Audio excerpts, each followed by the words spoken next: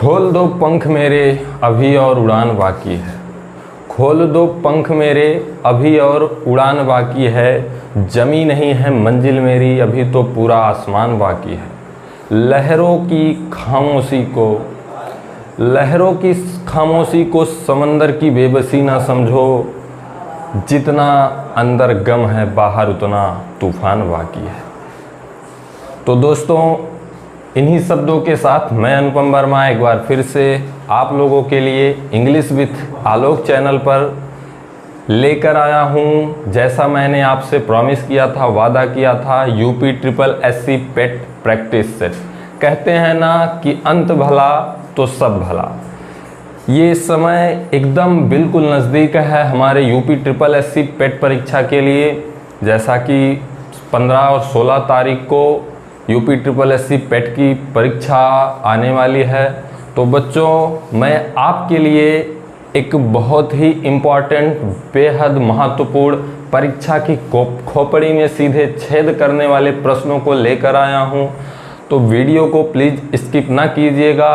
और अगर अब आप हमारे चैनल पर नए हैं तो सबसे पहले चैनल को सब्सक्राइब कीजिए और बेल आइकन को प्रेस कीजिए, जिससे हमारे चैनल की सभी नोटिफिकेशन आप तक पहुँचें बिल्कुल मुफ्त। आइए देखते हैं हमारा पहला क्वेश्चन। पहला क्वेश्चन है हमारा हिस्ट्री से। फर्स्ट क्वेश्चन, सिंधु घाटी के लोग किसकी पूजा करते थे? हमारे प्रैक्टिस सेट का पहला क्वेश्चन, सिंधु घाटी के लोग किसकी पूजा करते थे? तो दोस्तों, इसका आंसर है पशुपति की। किसकी पूजा करते थे? पशुपति की। जिन बच्चों को नहीं पता है सिंधु घाटी के लोग किसकी पूजा करते थे, आंसर हमारा पशुपति की। दूसरा क्वेश्चन, सबसे प्राचीन वेद कौन सा है? आपने वेदों के बारे में बहुत सी जानकारियां अर्जित की होंगी, लेकिन शायद ये क्वेश्चन आपसे छूट रहा होगा, अलग होगा, इसीलिए मैं आपके लिए लेकर आया हूं बहुत ही प्यारा क्वेश्चन। सबसे प्राचीन वेद कौन सा है?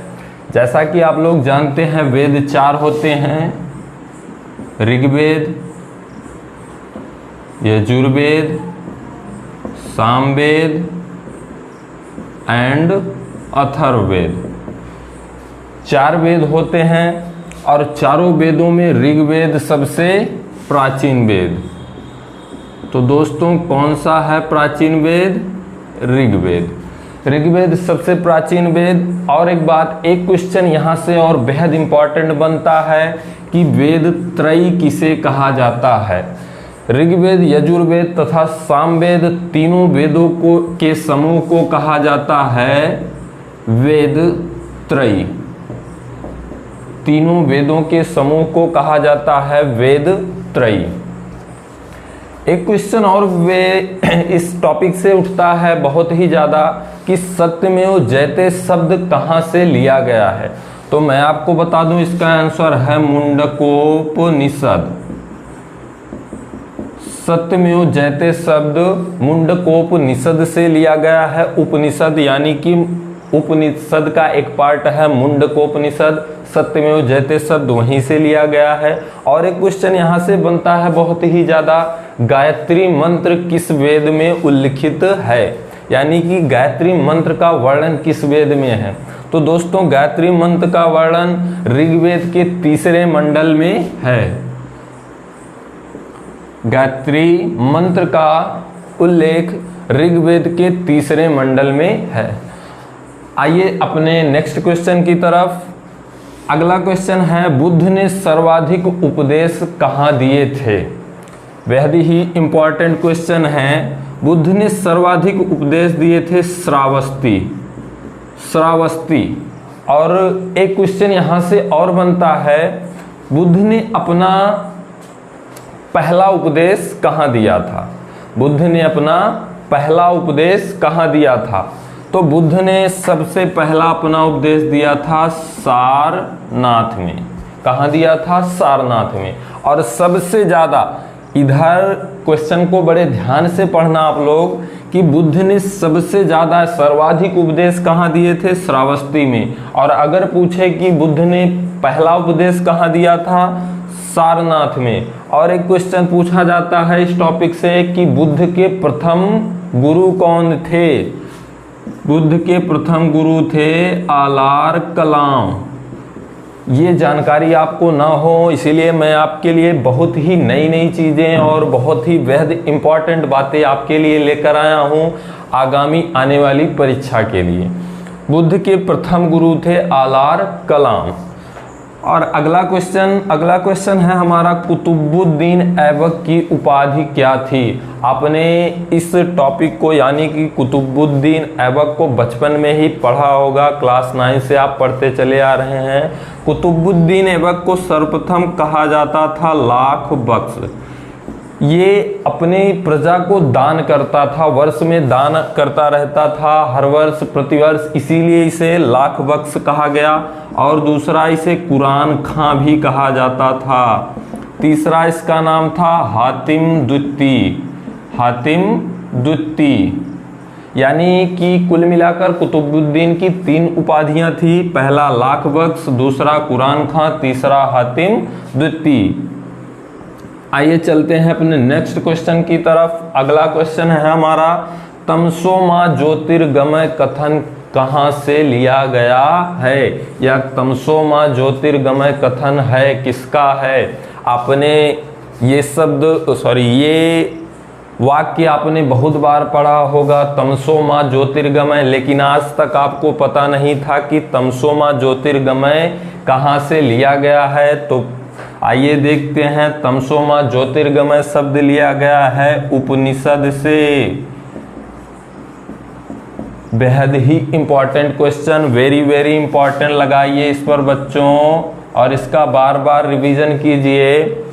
तमसो मा ज्योतिर्गमय कथन उपनिषद से लिया गया है। आगे अगला क्वेश्चन हमारा, स्वराज शब्द का प्रथम बार प्रयोग कब किया गया?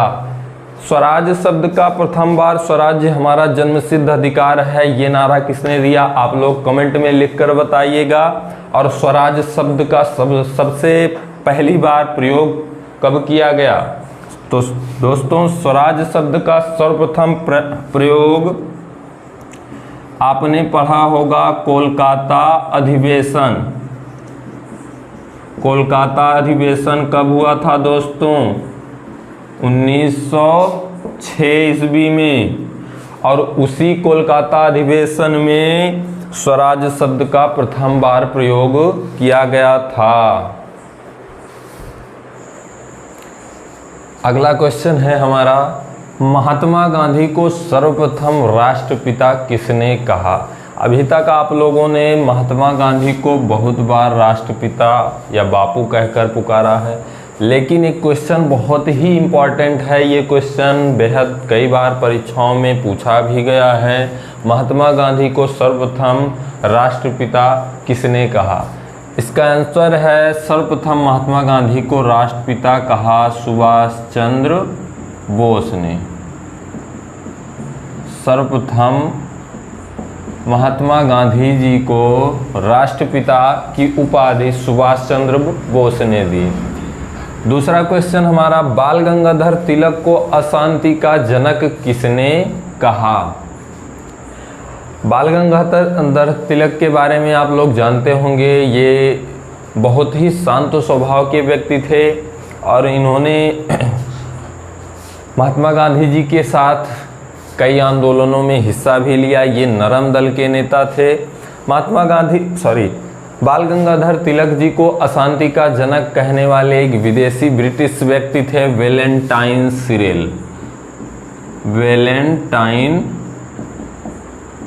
सिरोल। अभी तक आपने इनका नाम तक नहीं सुना होगा, लेकिन ऐसे ऐसे क्वेश्चन परीक्षाओं में पूछे जाते हैं, तो घबराकर वीडियो को स्किप ना कीजिएगा, क्योंकि यही है सीखने का अड्डा आपका। बाल गंगाधर तिलक को अशांति का जनक किसने कहा? वैलेंटाइन सिरोल ने। नेक्स्ट क्वेश्चन है हमारा, कांग्रेस के दूसरे अधिवेशन की अध्यक्षता किसने की थी? अभी जस्ट मैंने इसके पहले बताया था एक क्वेश्चन कांग्रेस का जिसमें स्वराज शब्द का प्रथम बार प्रयोग हुआ था। तो स्वराज शब्द का प्रथम बार प्रयोग भारतीय राष्ट्रीय कांग्रेस के कोलकाता अधिवेशन 1906 में हुआ था। आगे हमारा ये नेक्स्ट क्वेश्चन है कि कांग्रेस के दूसरे अधिवेशन की अध्यक्षता किसने की थी।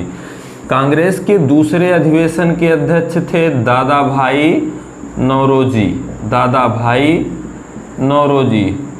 और एक क्वेश्चन दादा भाई नौरोजी के लिए बनता है कि भारत का ग्रैंड ओल्ड मैन, भारत का ग्रैंड ओल्ड मैन किसे कहा जाता है। दादा भाई नौरोजी को भारत का ग्रैंड ओल्ड मैन किसे कहा जाता है, दादा भाई नौरोजी को।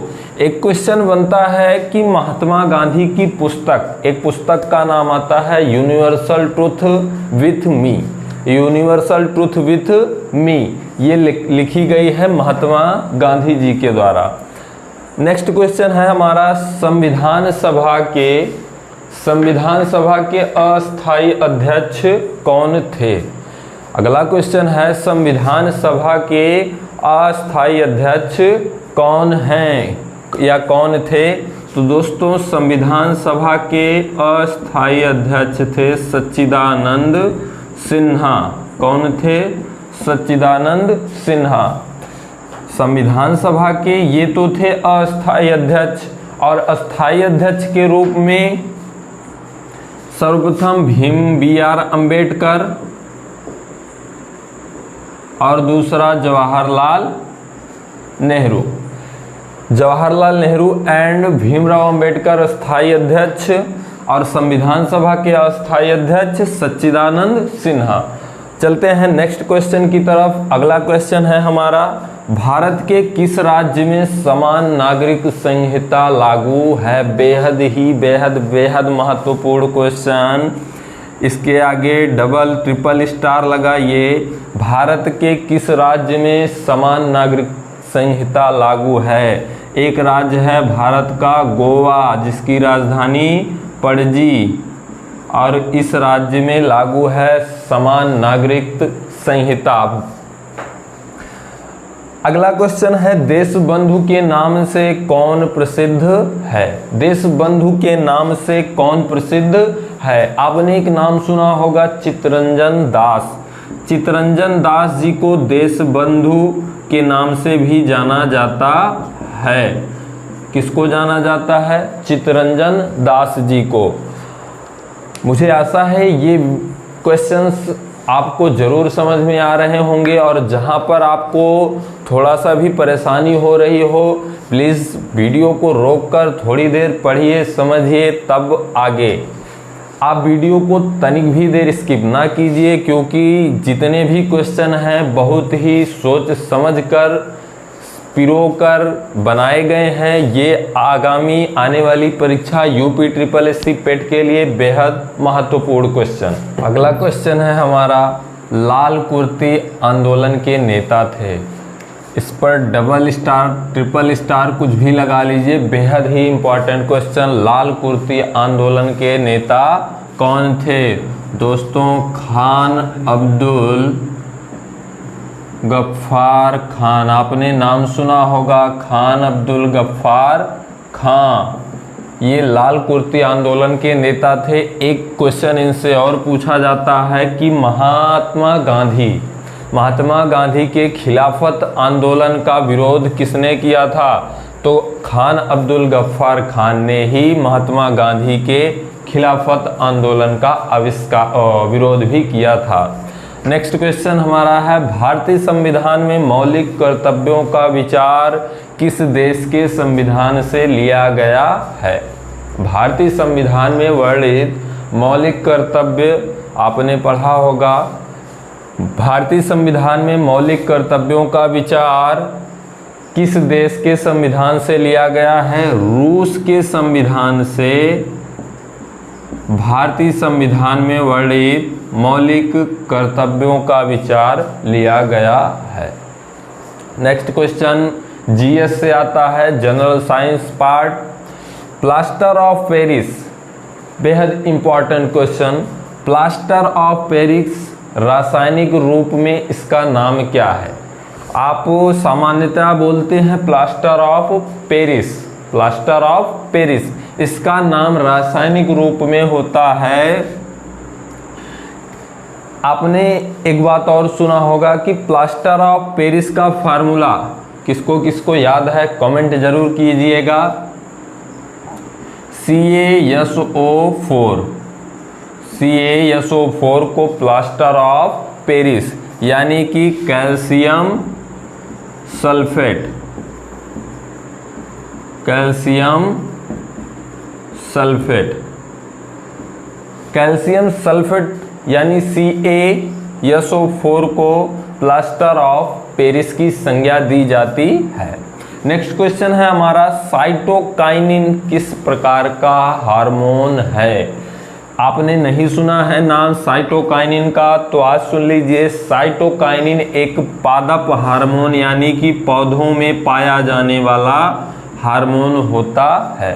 साइटोकाइनिन पौधों में पाया जाने वाला एक विशेष प्रकार का हार्मोन होता है। नेक्स्ट क्वेश्चन, सूक्ष्मदर्शी का आविष्कार किसने किया था? सूक्ष्मदर्शी का आविष्कार जेड जॉनसन का नाम आपने सुना होगा।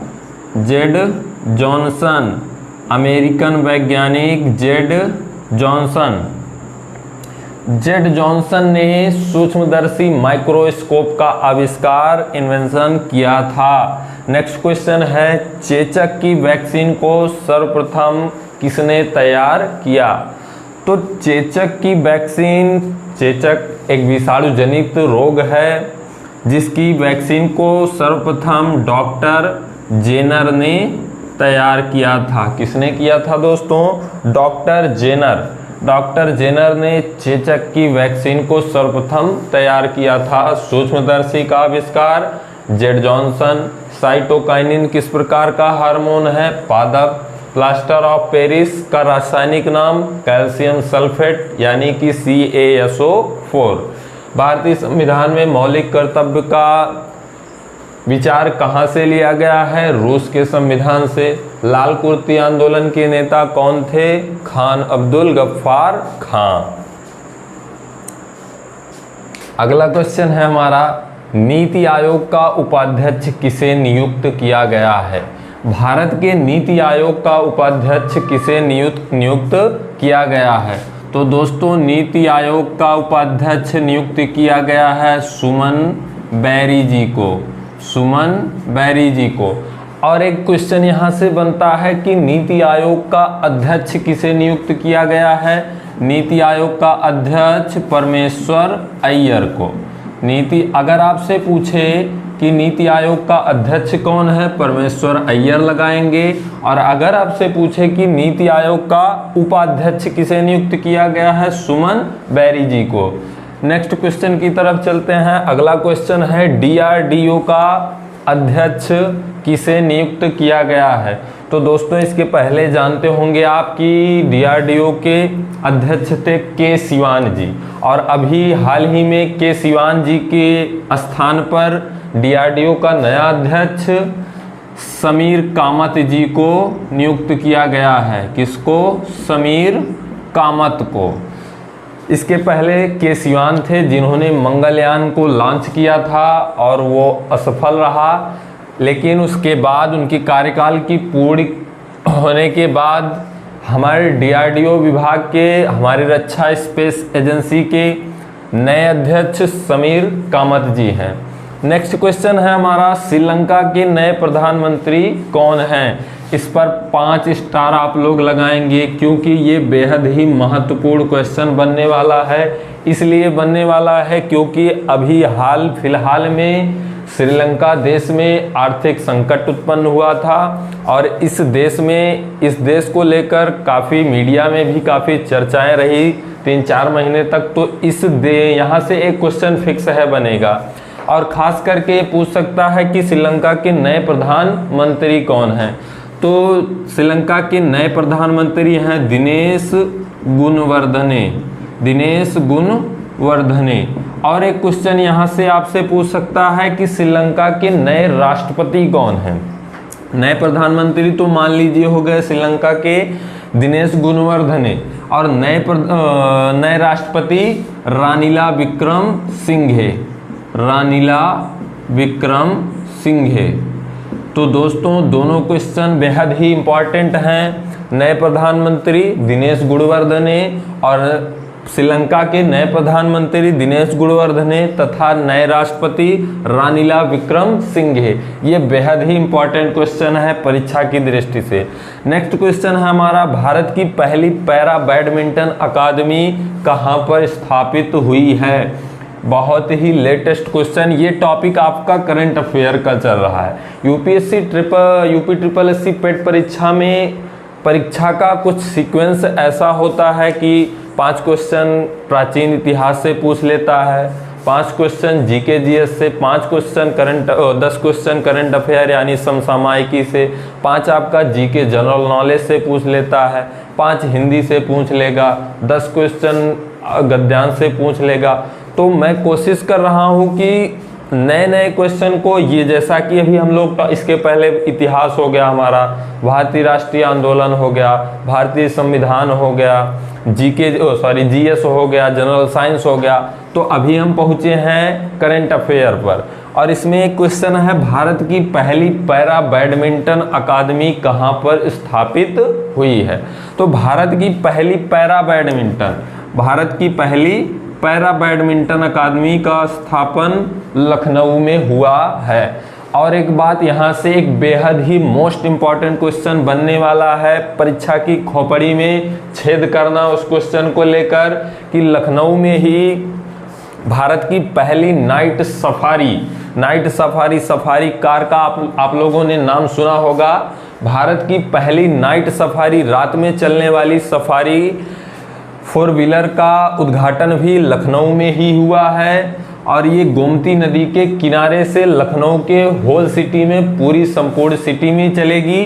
तो ये भी क्वेश्चन बन सकता है कि भारत की पहली नाइट सफारी का प्रारंभ किस शहर से हुआ है? तो आपका आंसर होगा लखनऊ से। और भारत की पहली नाइट सफारी का आयोजन जो हुआ है वो सिंगापुर देश के मद्देनजर, सिंगापुर देश में नाइट सफारी का प्रचलन बहुत ही ज़्यादा मात्रा में है, और उसी को देख करके भारत के लखनऊ शहर में भी माननीय मुख्यमंत्री योगी जी के द्वारा नाइट सफारी का प्रचलन कर दिया गया है। नेक्स्ट क्वेश्चन, अगला क्वेश्चन है, भारत की प्रथम हाइड्रोजन ईंधन सेल HFC।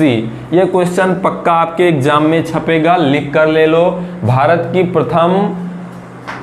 की प्रथम हाइड्रोजन ईंधन सेल HFC बस का शुभारंभ कहाँ हुआ है? यानी कि हाइड्रोजन ईंधन सेल से चलने वाली भारत की प्रथम बस कहाँ पर सर्वप्रथम चली? पुणे शहर का आपने नाम सुना होगा। भारत की प्रथम हाइड्रोजन ईंधन सेल बस का शुभारंभ पुणे में। नेक्स्ट क्वेश्चन, अगला क्वेश्चन है हमारा, चंडीगढ़ एयरपोर्ट का नया नाम क्या कर दिया गया है? दोस्तों मैं आपको एक बात और बता दूं कि इस करंट अफेयर टॉपिक से, समसामयिकी टॉपिक से, हर एक क्षेत्र से मैंने क्वेश्चन बनाया है। ये हो गया हमारा अध्यक्ष नियुक्ति का, ये रक्षा विभाग का, और ये विदेश का एक क्वेश्चन मान लीजिए हमने श्रीलंका को ही लिया क्योंकि ये ज़्यादा ही चर्चा में रहा है। एक क्वेश्चन खेल से होगा, एक क्वेश्चन भारत के अंदर से, यानी भारत में अभी हाल फिलहाल में घटित हुई घटनाओं को लेकर आएगा। और सबसे इम्पॉर्टेंट है कि अभी हाल फिलहाल में जितने नाम बदले गए हैं उनमें से किसी ना किसी का नाम जरूर आपसे इस परीक्षा में पूछेगा, 100% है। उन्हीं में से एक क्वेश्चन है, चंडीगढ़ एयरपोर्ट का नया नाम बदलकर क्या कर दिया गया है? तो चंडीगढ़ एयरपोर्ट का नया नाम बदलकर कर दिया गया है शहीद भगत सिंह एयरपोर्ट। चंडीगढ़ एयरपोर्ट का नया नाम बदलकर अब हो गया है शहीद भगत सिंह एयरपोर्ट। और एक क्वेश्चन है, औरंगाबाद का नाम बदलकर क्या रखा गया है? मैं आपसे पूछ रहा हूं, आप लोग कमेंट में इसका आंसर जरूर देना। औरंगाबाद शहर का नया नाम बदलकर क्या कर दिया गया है? अगला क्वेश्चन है हमारा, बोंगो सागर युद्ध अभ्यास किन दो देशों के मध्य हुआ? मैंने जैसे बताया, सैन्य युद्ध अभ्यास में से आपसे करंट अफेयर से एक क्वेश्चन जरूर पूछेगा। एक क्वेश्चन आपसे पूछेगा कि बदले गए नाम, और दूसरा कि युद्ध अभ्यास। आगे क्वेश्चन है, बोंगो सागर युद्ध अभ्यास किन दो देशों के मध्य समाप्त हुआ?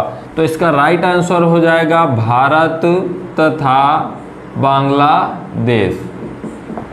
भारत तथा बांग्लादेश दोनों देशों के मध्य बोंगो सागर नामक युद्ध अभ्यास हुआ, और एक युद्ध अभ्यास संप्रीति युद्ध अभ्यास भी भारत तथा बांग्लादेश के मध्य समाप्त हुआ। एक युद्ध अभ्यास सूर्य किरण, भारत तथा नेपाल देश के बीच सूर्य किरण, इधर लिख देता हूं, भारत तथा नेपाल, इन दोनों देशों के बीच सूर्य किरण। और बहुत ही चर्चा में रहने वाला एक देश, भारत तथा श्रीलंका, इन दोनों देशों के मध्य कौन सा युद्ध अभ्यास हुआ? मित्र शक्ति। तो मैं चाहूंगा कि आप इन चारों युद्ध अभ्यासों को जरूर पढ़ना। भारत तथा बांग्लादेश के मध्य पहला बोंगो सागर युद्ध अभ्यास, दूसरा संप्रीति युद्ध अभ्यास, और भारत तथा नेपाल के बीच सूर्य किरण सैन्य युद्ध अभ्यास, भारत तथा श्रीलंका के मध्य मित्र शक्ति युद्ध अभ्यास। अगला क्वेश्चन, चलते हैं अपने अगले क्वेश्चन की तरफ। अगला क्वेश्चन है हमारा रीजनिंग से, तार्किक क्षमता से। यदि HKUJ को FISH लिखा जाए, आइए HKUJ को क्या लिखा जा रहा है दोस्तों? FISH।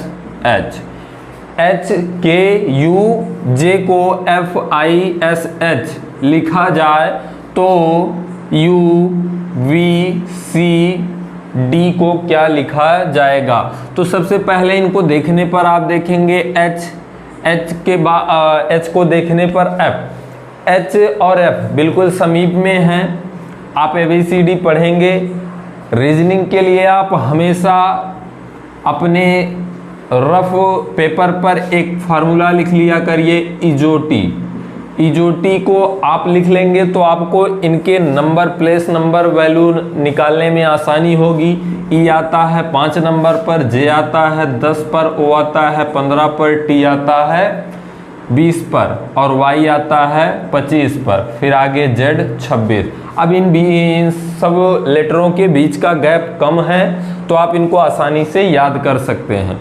जैसे एच हो गया, ई के बाद आता है एफ हो गया 6 नंबर पर, एफ हो गया 6 नंबर पर, फिर एफ के बाद जी, फिर एच, यानी कि एच का प्लेस वैल्यू 8। आगे है आई की प्लेस वैल्यू 9 और के की प्लेस वैल्यू 11। उसके बाद है यस की प्लेस वैल्यू 19, और इस तरफ है यू की प्लेस वैल्यू 21। उसके बाद एच, फिर से एच की प्लेस वैल्यू 8, और आगे है जे की प्लेस वैल्यू 10। तो आपको इन सब को देखने पर एक बात आपके दिमाग में आ रही है कि एच की प्लेस वैल्यू 8 है, एच के बाद लिखा है एच के सामने एफ की प्लेस वैल्यू 6। तो 8 में से 2 माइनस करने पर एफ आ रहा है, यानी एच के स्थान पर एफ। और अगला है के की प्लेस वैल्यू 11 है, 11 है, 11 से 2 माइनस किया तो आया कितना? 9, यानी कि आई। उसके बाद आगे यू है, यू की प्लेस वैल्यू 21 है, 21 में से 2 माइनस किया यानी कि आया 19, और 19 जब -2 किया तो 19 की प्लेस एस की प्लेस वैल्यू 19। आगे है जे की प्लेस वैल्यू होती है 10, 10 में से 2 माइनस करेंगे तो आएगा 8 यानी कि एच। अब इसी तरह हम आगे देख लेते हैं। अब हमारा ये तो हो गया, हमको दिया गया था कि एच के यू जे बराबर एफ आई एस एच है, तो यू बी सी डी बराबर क्या आएगा। तो u की प्लेस वैल्यू सबसे पहले लिख लो यू बी सी डी की, u की प्लेस वैल्यू 21, इधर देख लो अगर आपने न देखा हो तो u की प्लेस वैल्यू 21, u के जस्ट बाद आता है v की प्लेस वैल्यू 22, c की प्लेस वैल्यू 3, d की प्लेस वैल्यू 4। अब इधर हर पार्ट में -2 हुआ है तो इस तरफ भी आप हर पार्ट में -2 कर दो। -2 करने के बाद 21 - 2 यानी कि 19, तो u के स्थान पर क्या आएगा s, यस की प्लेस वैल्यू होती है 19। और इधर b है, v आता है 22 नंबर पर, तो v से -2 कर दो आएगा 20 यानी कि t। उसके बाद c है, c 3 नंबर पर आता है, तो 3 में से -2 करोगे आएगा 1 यानी कि आपका a फॉर एप्पल। आगे है d की प्लेस वैल्यू 4 है, 4 से 2 माइनस करोगे तो बचेगा आपके पास 2 यानी कि b। तो आपका राइट आंसर हो जाएगा yes T A B, S T A V. Next question, मुझे आशा है ये क्वेश्चन आपको समझ में आ गया होगा अच्छे से। आप इनकी प्लेस वैल्यू निकालने की कोशिश, सबसे पहले क्वेश्चन अगर कभी भी रीजनिंग में आपको ये इस तरह के क्वेश्चन इस टाइप के मिल जाएं तो आप सबसे पहले उन सभी लेटरों की प्लेस वैल्यू देखा करिए किस नंबर पर आते हैं, उसके पश्चात ही कोई क्रियाकलाप कीजिए। आगे है क्वेश्चन, यदि प्लस को गुणा माइनस को भाग, गुणा को माइनस यानी घटाना और भाग को प्लस कहा जाए तो जोड़ को गुणा, घटाना को भाग और गुणे को माइनस, घटाना और भाग को प्लस कहा जाए तो 26 प्लस 74 माइनस 4, सॉरी इधर 72 माइनस 4 गुणे 5 भागे 2 कितना होगा। तो सबसे पहले हम इनकी प्लेस वैल्यू को बदलेंगे, यानी प्लस के स्थान पर क्या है गुणा, तो इधर प्लस के स्थान पर गुणे, माइनस के स्थान पर भाग और गुणे के स्थान पर माइनस, भाग के स्थान पर प्लस। अब आपने पढ़ा होगा कक्षा 8 की क्लास में, क्लास 8 में भागु जो घा, यानी कि सबसे पहले भाग, फिर गुणा, फिर जोड़, फिर घटाना, जिसे इंग्लिश में बोला जाता है BODMAS, bracket of division, multiplication, addition and subtraction.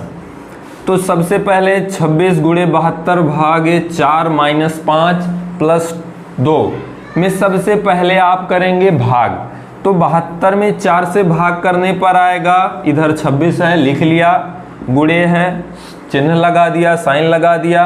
अब 72 में 4 से भाग करेंगे तो 4 एकम 4, इधर बच गया 3, 4 8 32, 18 चौका 72, माइनस है 5 प्लस में 2 बराबर 0। अब भाग के बाद होता है गुणा, भागु जो गा, यानी कि भाग गुणा जोड़ घटाना। अब गुणे के लिए सबसे पहले 26 का गुणा कर लेंगे 26 में 18 से गुणा करेंगे, 18 छक्के 108 की 8 हासिल में 10, 18 दूनी 36, 10 46, 468, माइनस में 5 प्लस में 2 बराबर में 0।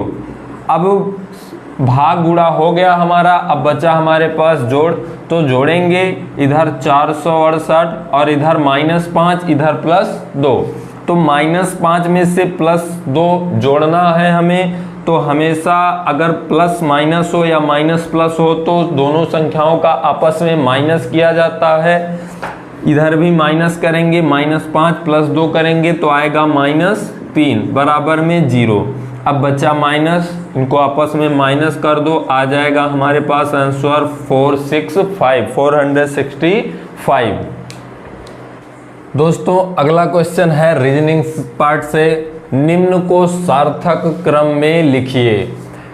रीजनिंग के कई ऐसे चैप्टर हैं, कई ऐसे पार्ट हैं जहां से मैं क्वेश्चन अभी नहीं उठा पाया हूं, लेकिन मैं कोशिश ज़रूर करूंगा कि क्वेश्चन आपके लिए यहां से भी लेकर आऊं। अभी ये क्वेश्चन है, आइए समझते हैं इसको। निम्न को सार्थक क्रम में लिखिए। सार्थक क्रम का मतलब होता है अर्थ के अनुसार क्रम में लिखना, यानी कि सबसे पहले पॉइंट पर कौन आएगा, दूसरे, तीसरे, चौथे, पांचवें, मतलब जितना पॉइंट आपको दिया गया हो उन नंबरों पर कौन से शब्द आएंगे। तो पहले नंबर पर हमारा दिया गया है सूत, दूसरा पादप, तीसरा साड़ी, चौथा कपास, पांचवा कपड़ा। मेरे प्यारे दोस्तों, एक बहुत ही तबाही ट्रिक यहाँ से आप आज सीख कर जाएंगे। तबाही ट्रिक, इसको अपने दिमाग में एकदम से बसा लो, क्योंकि ये इसी एग्ज़ाम में नहीं, आपको आने वाले आप जितने भी एग्ज़ाम देंगे रीजनिंग के, इस तरह के क्वेश्चन आपको ज़रूर मिलेंगे। और बेहद ही महत्वपूर्ण ट्रिक ये है दोस्तों, जैसे आपको पता है, आपको नंबरिंग दी गई है सूत, पादप, साड़ी, कपास, कपड़ा, तो आप अपने ऑप्शन की भी मदद लीजिए। पहले नंबर पर ऑप्शन में है 24513, दूसरे नंबर पर 24153, तीसरे नंबर पर 24351 और चौथे नंबर पर 24531। यानी कि चारों ऑप्शन को देखने के बाद हमें 2 पॉइंट ऐसे मिले हैं जो चारों ही ऑप्शन में कंप्लीट रूप से आए हुए हैं। एक तो 2 है, चारों ऑप्शन में आया है, और दूसरा 4।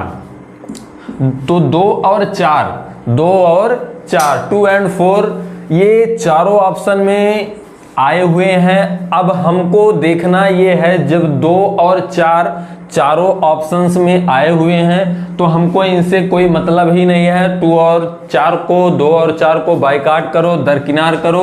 अब हमसे मतलब केवल 1 से, 3 से और नंबर 5 से है। यानी कि जब 2 और 4 चारों ऑप्शनों में मिल चुके हैं तो इसका मतलब है कि जो पहले नंबर पर शब्द आएगा वो 2 और 4 नहीं होगा। क्यों नहीं होगा? क्योंकि इनका उल्लेख, इनका जिक्र चारों ऑप्शन में हो गया है। तो यानी कि अब पहले नंबर पर वही शब्द आएगा जो 1, 3 और 5 में है। 1, 3, 5 पर तो सबसे पहले आपको देखना है 1 नंबर पर सूत, 3 नंबर पर साड़ी और 5 नंबर पर कपड़ा। तो आपको पता होगा कि सूत, साड़ी, कपड़ा, यानी कि सबसे पहले धागा, धागे से कपड़ा, तब जाकर साड़ी। यानी कि आपको मिल गया सबसे पहले सूत, ये आ गया 1 नंबर पर, यानी कि ऑप्शन नंबर बी हमारा राइट होगा। आगे आपको हल करने की कोई ज़रूरत ही नहीं है। अगर आपको एक बार समझ में नहीं आया तो दोबारा फिर से देख लीजिए। आपके सामने 4 ऑप्शन दिए गए हैं और चारों ऑप्शंस में से 2 and 4, 2, 4, 2, 4, 2, 4, 2, 4, चारों ऑप्शन में 2, 4 दोनों संख्याएं एक समान रूप से आई हुई हैं। इसका मतलब इन दोनों के अलावा तीसरे स्थान पर अब बचे हुए नंबर 1, 3 और 5 में से कोई एक शब्द आने वाला है। जो शब्द इन 3 बचे 3 शब्दों में से तीसरे नंबर पर आ गया वही हमारा कंप्लीट आंसर होगा। और नंबर 1 यानी कि सूत, जो कि ऑप्शन नंबर बी में है, वही हमारा right answer, option number B. क्योंकि आप जानते हैं सूत, सूत के बाद कपड़ा तैयार होगा, कपड़े के बाद तब जाकर साड़ी बनेगी। तो दोस्तों मुझे आशा है ये क्वेश्चन आपको समझ में आ गया होगा, और अगर ना आया हो तो वीडियो को रोककर 1-2 बार आप समझने की कोशिश करना, तब आपको जरूर ये ट्रिक समझ में आएगी। नेक्स्ट क्वेश्चन है भिन्न शब्द ज्ञात कीजिए। भिन्न शब्द ज्ञात कीजिए। भिन्न शब्द ज्ञात करना है, आप चारों ऑप्शंस को ध्यान से पढ़िए। पहले पर भूकंप, दूसरे पर तूफान, तीसरे पर सूखा और चौथे पर विस्फोट। कई बच्चे इसको देखते ही तुरंत सूखा ऑप्शन करेक्ट कर देंगे, लेकिन नहीं, ये गलत और सही ऑप्शन होगा विस्फोट। क्यों? क्योंकि भूकंप तूफान एंड सूखा, ये तीनों है प्राकृतिक आपदा और विस्फोट है एक कृत्रिम मानवकृत आपदा। यानी कि नुकसान तो चारों ही आपदाओं से है। भूकंप से भी भारी भरकम नुकसान होता है, सूखा से, तूफान से और विस्फोट से भी भारी भरकम नुकसान होता है। लेकिन भूकंप, सूखा और तूफान ये तीनों प्राकृतिक आपदाएं हैं, लेकिन विस्फोट आपकी मानव निर्मित आपदा है। और यही होगा हमारा राइट आंसर। तो दोस्तों आज का सेशन मैं यहीं पर समाप्त करता हूं। यूपी SSC पेट का एग्ज़ाम आने वाली 15 तथा 16 तारीख को है। जिसका भी सेंटर जहां गया हो, अपने सेंटर एक दिन पूर्व आप लोग पहुंच जाएं और परीक्षा में बिल्कुल भी घबरा कर आप अपने ऊपर बिल्कुल भी प्रेशर आने ही ना दें, प्रेशर रिलीज ना करें, महसूस ही ना करें। तब आप बेहद अच्छे से एग्ज़ाम को कंप्लीट कर पाएंगे। और मैं आपको इतना ज़रूर कहूँगा कि ये मेरे पढ़ाए गए 30 क्वेश्चन आपको परीक्षा में बहुत ही ज़्यादा आपके लिए उपयोगी होंगे, महत्वपूर्ण होंगे। तो दोस्तों अगर वीडियो पसंद आई हो तो वीडियो को लाइक कीजिए, और अगर आप हमारे चैनल पर नए हैं तो चैनल को सब्सक्राइब कीजिए। सब्सक्राइब करने के बाद बेल आइकन का बटन प्रेस कीजिए, ताकि सभी नए वीडियोस एंड सभी नोटिफिकेशन हमारे चैनल की आपके पास पहुँचे बिल्कुल मुफ्त। मैं आप लोगों से कुछ मांगता नहीं हूँ, मैं आपको सब कुछ फ्री में देता हूँ। बस आपसे केवल एक लाइक एंड चैनल को सब्सक्राइब कीजिए और वीडियो को ज़्यादा से ज़्यादा शेयर कीजिए, क्योंकि ये प्रैक्टिस सेट आप आपके आस पड़ोस, घर या कहीं पर भी रिलेशन में जो भी यूपी SSC पेट एग्ज़ाम की तैयारी कर रहा है उनके लिए बहुत ही महत्वपूर्ण है। तो आप सब बच्चों के पास वीडियो को शेयर करके ज़्यादा से ज़्यादा वीडियो पहुँचाएँ। धन्यवाद। जय हिंद।